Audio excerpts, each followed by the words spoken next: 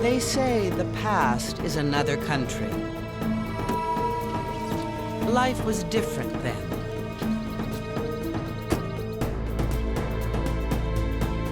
In rural Ontario, a man went to work in the morning, expecting his wife and child to be safe and sound when he came home. Chaos was something that happened in other people's lives, somewhere else. But on this early spring day, one family's life and a whole community's sense of safety were shattered forever.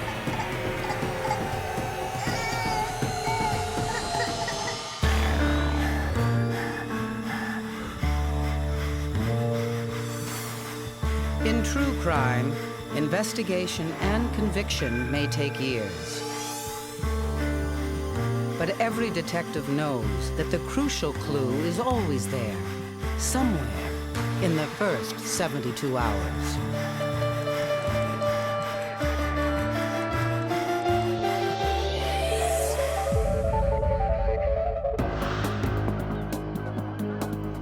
Gormley, Ontario, 1970. Local police respond to an emergency call. Retired Police Chief Don Hillick still remembers, even though it was over 30 years ago. When I arrived, I found a husband at home, very distraught, very upset, and inside the house was his wife in a pool of blood. It was a night table that had quite a sharp corner on it, and the doctor assumed that maybe she might have fallen against it and split her back of her head open. The body of Kathleen Philcox is taken to the morgue for autopsy to establish cause of death. Detective Hillick consoles the husband, Lester, and asks him to describe what he saw when he came home. It was strange, he says, that the front door was locked. Like most people in the area, he and his wife never locked the door. Then he noticed that the phone was off the hook in the kitchen. Down the hall in the bedroom, he made the terrible discovery. Detective Hillick is a cop in a small town where violent crime is extremely rare. He's never seen anything like this before. And yet, he's thinking this may not have been an accident. Well, I had a feeling that it was foul play. That's what I thought. Next morning, the autopsy confirms the detective's suspicions. Kathleen Philcox had been raped and shot to death. The pathologist recovers 7 .22 caliber bullets, 2 from her back, 5 from her head. For the detective, the fact that 7 bullets had been fired is significant. Most revolvers hold only 6 bullets. I don't think anybody in those circumstances would reload. So right away it makes me think that it was a 9-shot revolver. Hillick hopes his assumption will help them zero in on a suspect. A 9-shot .22 is a very unusual weapon. Later the same day, Don Hillick returns to the Philcox house. Investigators scour the bedroom for clues, dusting for fingerprints, collecting blood, fibers, and hairs. You're saying that you came home... Detective Hillick needs more information from Lester Philcox. He claims he left his wife at home at 8 a.m. and was at school all day teaching. His story checks out. Police need to broaden their investigation. Right at the very beginning, we had to check out neighbors, friends, associates of the family. It was difficult. We had to prove where they were and alibi them. Police question everyone in the community and ask men in the area for a blood sample. Their samples will be compared to the attacker's blood type. In 1970, DNA testing has not yet been invented. Labs use what is known as the ABO blood typing system, a A simple method, which can't positively identify the killer, just narrow down the potential suspects. The semen sample from the victim shows the attacker has type A blood. Days into the investigation, Hillock and his partner are still combing through the community. But many area residents are so shaken up by the murder, they're not making it easy. They wouldn't come to the door if you were in plain clothes. What we did was talk to people through an upstairs window, most times. Your home is invaded, and to be shot that many times in a rural area, it's just hardly believable. A lot of people started going out and getting guns, learning how to shoot guns. People were just scared.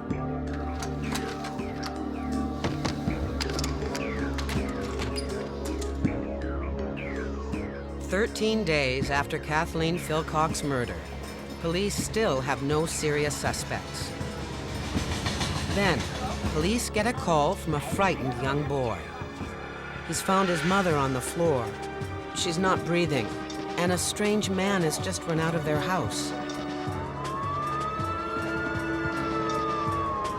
A second murder. This time, the Ontario Provincial Police take the case. OPP detective Don McNeil speaks with 8-year-old Ben Rickman. Ben tells the detective what he remembers. He was in his room playing when his mother answered the door. His mother came into the room and advised him that there was a gentleman there that had a sick child in the car and required to use the phone. Later on, he heard what he thought to be fireworks go off in the house, and he went and he found his mother lying on the floor. Ben saw blood on the back of her shirt, but didn't understand what had happened. That's when he heard someone behind him. The man looked him straight in the eyes. Elaine Rickman is pronounced dead at the scene and taken to the morgue. The autopsy reveals that she was killed by 3 bullets, 2 in her head and 1 in her back. Elaine Rickman had also been raped. Biologists determined from the semen that the killer was a blood type A. And forensic analysis of the 3 bullets show that they were fired from the same .22 caliber gun that killed Kathleen Philcock. Police now have a clear link between the 2 murders. Detective McNeil has to consider a disturbing hypothesis. Some people were thinking, well, is this our first Ontario serial killer? If it is a serial killer, will police be able to catch him before he strikes again?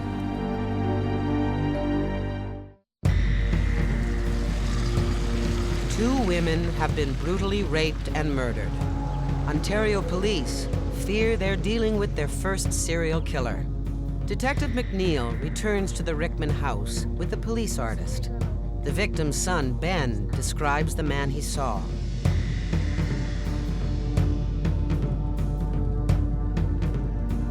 But the vicious attack has had a chilling effect on Ben's father. Ben has looked into the eyes of his mother's killer, and his father is afraid he's no longer safe at home. His father sends Ben to stay with relatives. Meanwhile, the Ontario Provincial Police set up a task force and launched the biggest manhunt the province has ever seen. As a result of the bulletin that was published and was printed in the newspapers, there was a minimum of 5,000 leads that came in that had to be checked out. While the task force follows up each lead, McNeil tries to find a common link between the 2 murder victims.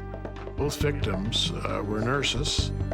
Had they worked at the same hospital, had they gone to training together, and we could not find any common denominator where both women knew each other. Both husbands were school teachers, and the same thing again. There was no known contact between either family. Despite the uncanny similarities in the 2 families' lives, police are unable to make any direct connection between them that can help in their manhunt. Weeks drag into months. Tips from the public dry up, and the investigation slows down. After a year, the task force is disbanded, but the case stays open. 3 years after the murders, out of the blue, there's a break in the case. McNeil gets an anonymous call telling police to check out a man named Scott Wilson. Apparently, Wilson confessed to a friend that he was involved in something terrible around the time of the murders. A gentleman came to light who had been acting strangely, and as a result of acting strangely, ended up in a mental institution. With Scott Wilson away in an institution, police take a trip out to his property, just down the road from where one of the murders occurred. They find no one around, but the door to the shed is open. Inside, they find a child's coffin, clearly handmade. They also find a collection of guns, including a 7.7mm rifle. Not the .22 caliber 9-shot they're looking for, but evidence that the man has a taste for unusual guns. Detective McNeil visits Wilson in the psychiatric hospital. He has a mental disorder caused by years of excessive drinking. He's reported to have always been an angry, violent drunk. When McNeil interviews Wilson, nothing he says is coherent. It's frustrating. But McNeil does get Wilson to give a saliva sample for blood typing. Police also take a hair sample, hoping to match it to a hair found at the crime scene. The results come back from the saliva. Wilson is blood type A, the same as the killer. Police also discover that he was not at work on the days of either murder. And in the time he's been in the psychiatric hospital, there have been no other murders in the area. With the evidence they've collected, police think they could win a conviction. But there's a problem. Scott Wilson is unfit to stand trial. So even though the case officially remains open, police believe they've found their killer and stop further investigation. But in fact, it will take McNeil more than 20 years to close this case. 20 years during which forensic technology is revolutionized with the advent of DNA testing. 20 years during which Don McNeil rises through the ranks of the OPP. In 1995, he's put in charge of cold cases. At that particular time, one of the relatives had written a letter and wanted to know what the status was in regard to the investigation. And so I volunteered for it because I knew a lot of the details of the case. McNeil's prime suspect over 20 years ago, Scott Wilson, is long dead from brain cancer. At that time, he couldn't absolutely prove that Wilson was the killer. Now, with DNA testing, he thinks he can finally close the case. McNeil sends the hair and saliva samples they took from Wilson to the lab. Here, biologists will try to compare Wilson's DNA to the DNA obtained from the murderer's semen sample. One of the issues whenever you're dealing with old cases like these is how the evidence has been preserved, or in fact, if it's been preserved. In this case, the items were preserved and were preserved properly, and that allowed us to go back and do the DNA work in this case. 2 weeks later, McNeil gets a call. Kim Johnson from the Center for Forensic Science phoned and burst our bubble by saying, "Not even close." McNeil's whole case goes into a tailspin. But sometimes Lady Luck is a detective's best friend. Just when he thinks his case has gone dead cold, McNeil is handed a gift that could throw the case wide open.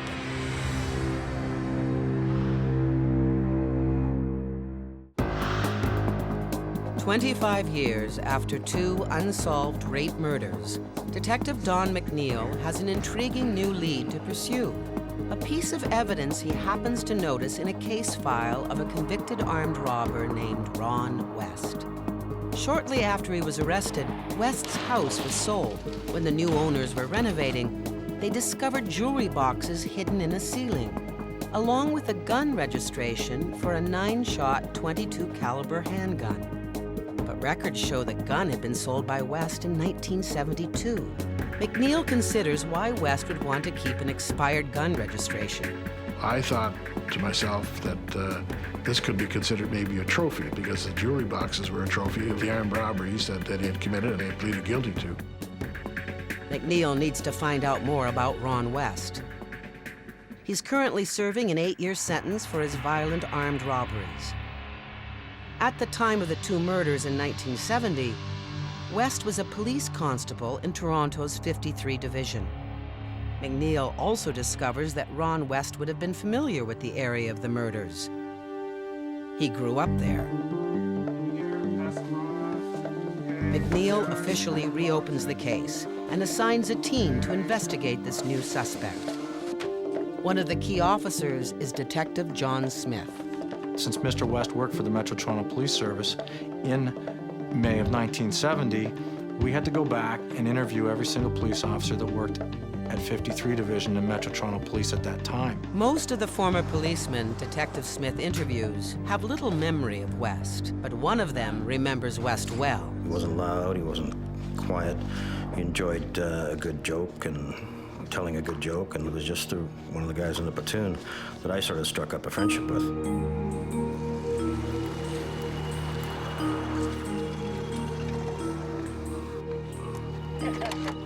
Ron West and Keith Rogers frequently spent their days off together.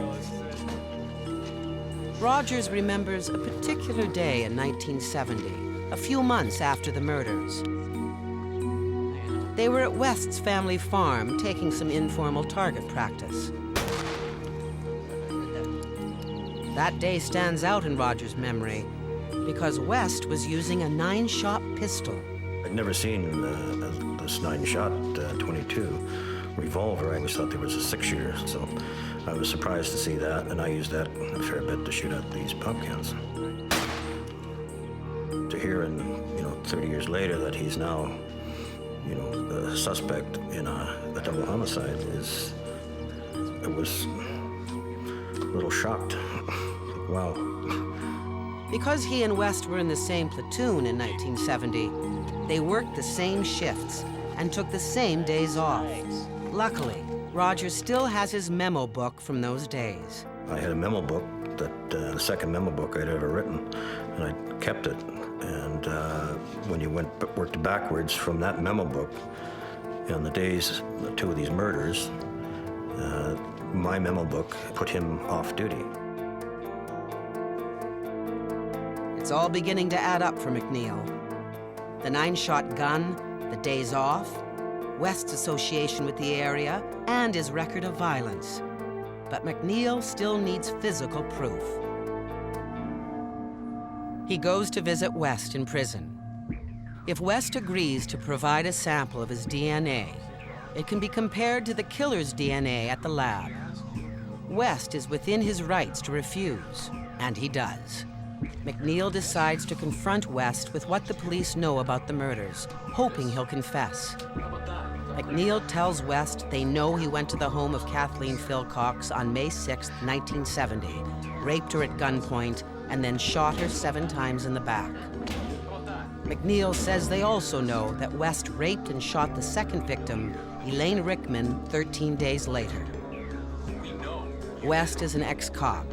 He knows if police had enough to charge him, they wouldn't be angling for his confession. He says nothing. After all these years, McNeil feels he's within striking distance of the killer, but he's still coming up short. Then, another stroke of luck. Police in Ron West's hometown send Detective McNeil a letter they received from West's ex-wife. This letter had been mailed to her from the jail, and she did not want to have anything to do with him or the letter, and she turned it over to the police. McNeil hopes it will contain some incriminating statements, but West is too smart for that. Then McNeil realizes what he may have in his hand. When someone licks a stamp or an envelope flap, generally because it's sticky, they leave their cells and therefore DNA behind. We can then extract the DNA and then compare it to any other samples we have. In this case, the DNA profile obtained from the stamp matched the DNA profile we had from semen in both cases. With the evidence mounting against him, just 5 days before his trial, West pleads guilty to both murder charges.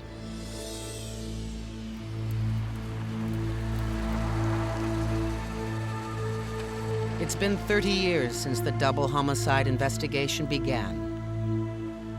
Finally, police and the families of the victims can close the door on the horrific events of May 1970.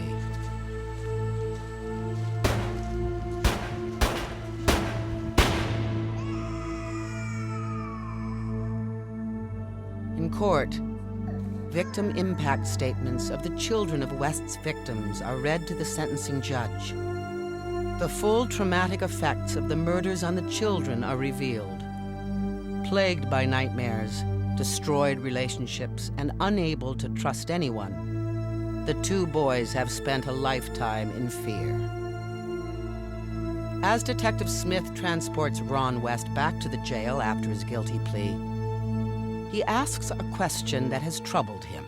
I asked him why he did not shoot the son in both homicides. His response to me was, "Who kills kids?" And my response to him was, "Who kills the mother of an 8-year-old boy or an 18-month-old son and leaves them motherless for the rest of their lives?" To which he had no response.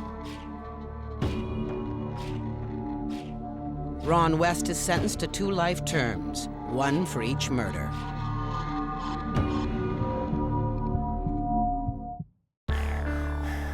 The stories on 72 Hours are true.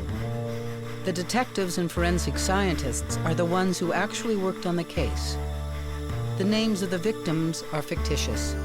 The names of the convicted are real.